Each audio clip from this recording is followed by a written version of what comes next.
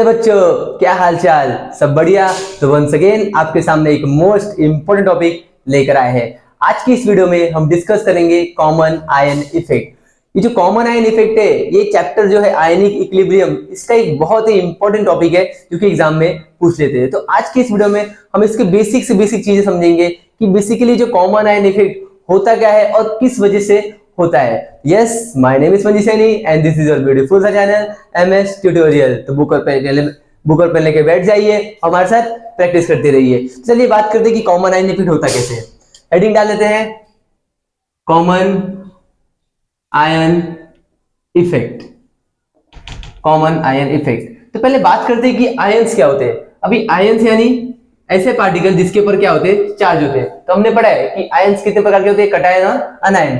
Means जिसपे positive charge होता है उस पे कटायन कहते हैं हम, और जिसपे नेगेटिव चार्ज होता है उसको क्या कहते हैं, अनायन। ओके, तो इससे बेसिकली जैसे दो चार्ज होते हैं।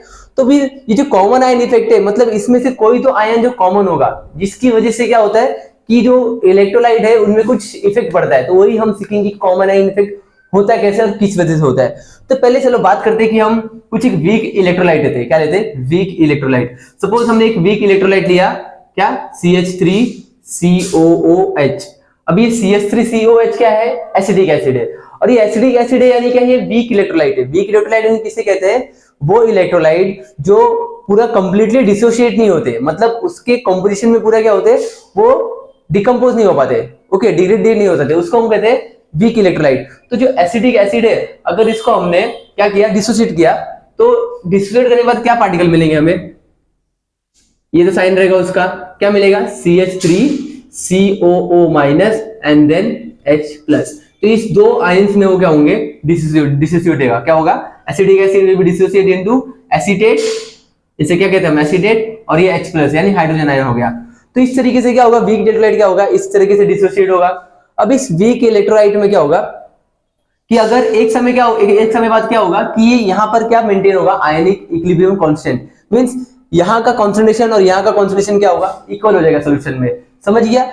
जैसे ये वीक इलेक्ट्रोलाइट एसिडिक एसिड है और ये डिसोशिएट हुआ किसमें, एसीटेट और हाइड्रोजन आयन में। तो कुछ समय बाद हमें क्या देखने मिलेगा कि यहाँ का कॉन्सेंट्रेशन क्या हो गया, सेम हो जाएगा, जिसे हम कहते हैं आयनिक इक्विलिब्रियम। ओके, और उसमें ना एक कांस्टेंट होता है। क्या होता है? कांस्टेंट। अब ये एसिड है ना, तो एसिड के लिए क्या कांस्टेंट बनेगा? एसिड डिसोसिएशन कांस्टेंट, ये बनता है। तो हम एसिड डिसोसिएशन कांस्टेंट किस तरीके से लिखते हैं? इसे डिनोट करते हैं हम Ka से। किसे डिनोट करते हैं? Ka। इसे लिखा कैसे जाता है?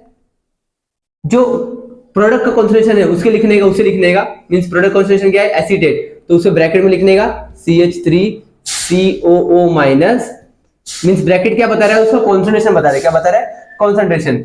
देन H+ कॉन्सेंट्रेशन, तो इसको H+ में लिखने का, H+ का कॉन्सेंट्रेशन डिवाइड बाय रिएक्टेंट में क्या है अपना, CH3COH, CH3COOH, और इसका कॉन्सेंट्रेशन लिख देने का ब्रैकेट में। तो इस तरीके से ना क्या होता है कि जो एसिड डिसोसिएशन कांस्टेंट है ना, ये मेंटेन हो जाता है कुछ समय बाद, और हमें ये वैल्यू देखने मिलता है। तो अगर ये तो हमारा पहला इलेक्ट्रोलाइट हो गया जिसे हम कहते हैं वीक इलेक्ट्रोलाइट।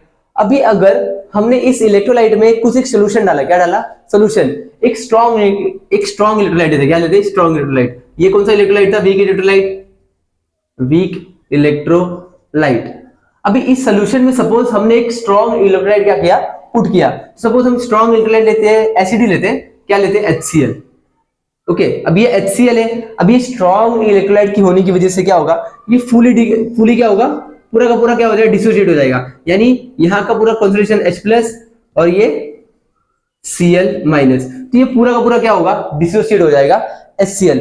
हमने पढ़ा है ना, स्ट्रॉन्ग इलेक्ट्रोलाइट जो होता है वो पूरा पूरा क्या होता है, डिसोसिएट हो जाता है। तो ये क्या होगा, HCl क्या होगा, पूरे के पूरे कॉन्सेंट्रेशन में डिसोसिएट हो जाएगा। यानी यहाँ का कॉन्सेंट्रेशन कम होगा और यहाँ का कॉन्सेंट्रेशन क्या होगा, बढ़ जाएगा।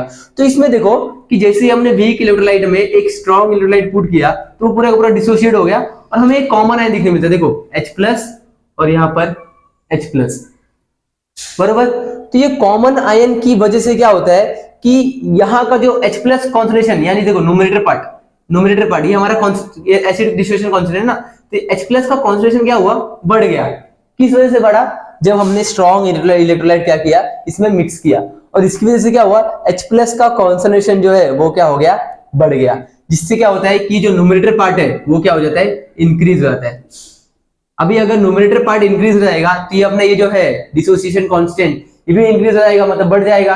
लेकिन ऐसा होता नहीं है, क्योंकि ये जो डिसोसिएशन कांस्टेंट है ना, वो हमें क्या चाहिए, कांस्टेंट चाहिए, इसका वैल्यू ना कि कम होना चाहिए ना कि बढ़ना चाहिए। तो इस केस में क्या होता है कि जब ये न्यूमरेटर पार्ट बढ़ जाएगा, ओके, ये इसकी वजह से क्या होगा, ये जब ये इंक्रीज होगा H+ कॉन्सेंट्रेशन, तो इससे क्या होगा, ये एसिड कॉन्सेंट्रेशन इंक्रीज हो जाएगा।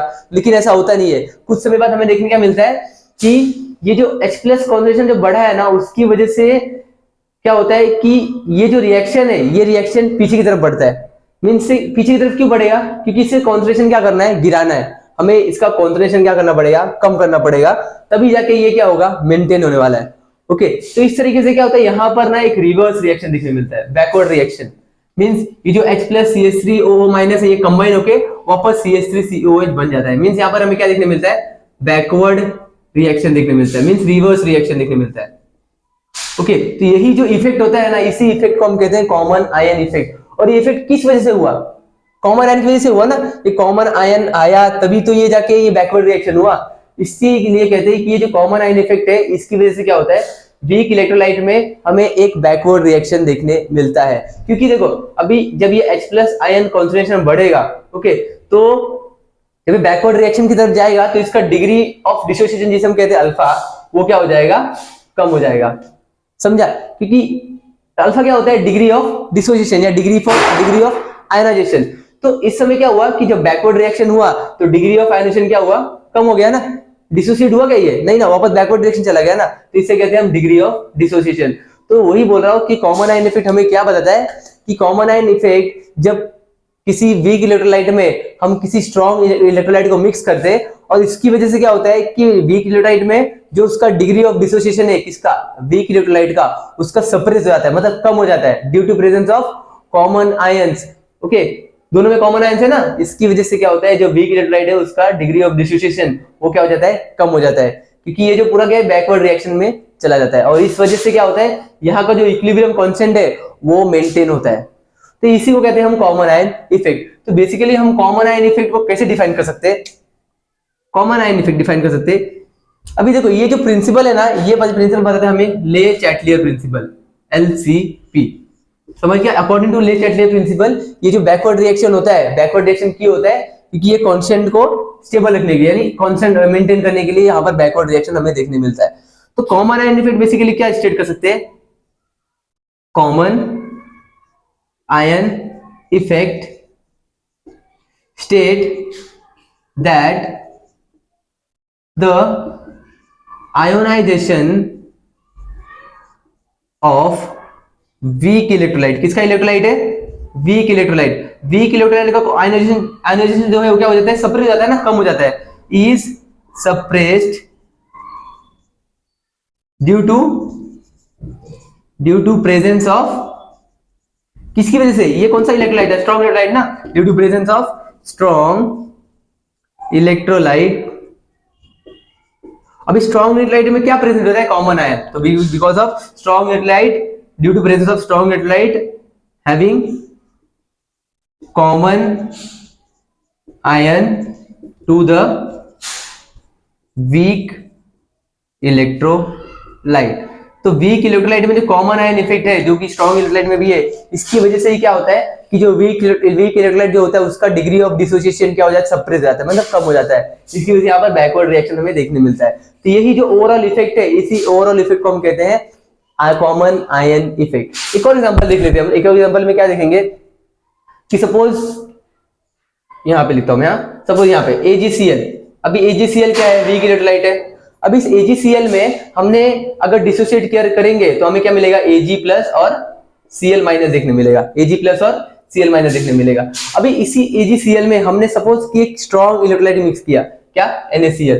NaCl स्ट्रॉन्ग इलेक्ट्रोलाइट है ना, ये पूरा का पूरा वो डिकम्पोज हो जाएगा, तो किसमें मिलेगा, Na+ और Cl- में। अभी ये देखो, यहाँ पर स्ट्रॉन्ग इलेक्ट्रोलाइट और वीक इलेक्ट्रोलाइट में देखो Cl- क्या है, कॉमन आयन इफेक्ट है। अब इसका डिसोसिएशन कांस्टेंट मेंटेन करने के लिए ये जो वीक इलेक्ट्रोलाइट है, यहाँ पर एक बैकवर्ड रिएक्शन देखने मिलेगा। अब वो बैकवर्ड रिएक्शन देखने क्यों मिलेगा, क्योंकि presence of common ion. Okay, ये क्लोरीन की वजह से क्या होगा, इसका कॉन्सेंट्रेशन बढ़ जाएगा, तो इसको मेंटेन करने के लिए, ओके, तो वो बैकवर्ड रिएक्शन होता है इसमें। और इस बैकवर्ड रिएक्शन होने की वजह से क्या होता है, जो इक्विलिब्रियम कांस्टेंट है वो मेंटेन होता है। समझा। तो आई होप ये जो इफेक्ट है बहुत ही अच्छे तरीके से समझ गया रहेगा कि बहुत इंपॉर्टेंट टॉपिक है। कॉमन आयन इफेक्ट एग्जाम में पूछ लेते, तो अच्छे से पढ़ाई करते रहिए। All the very best.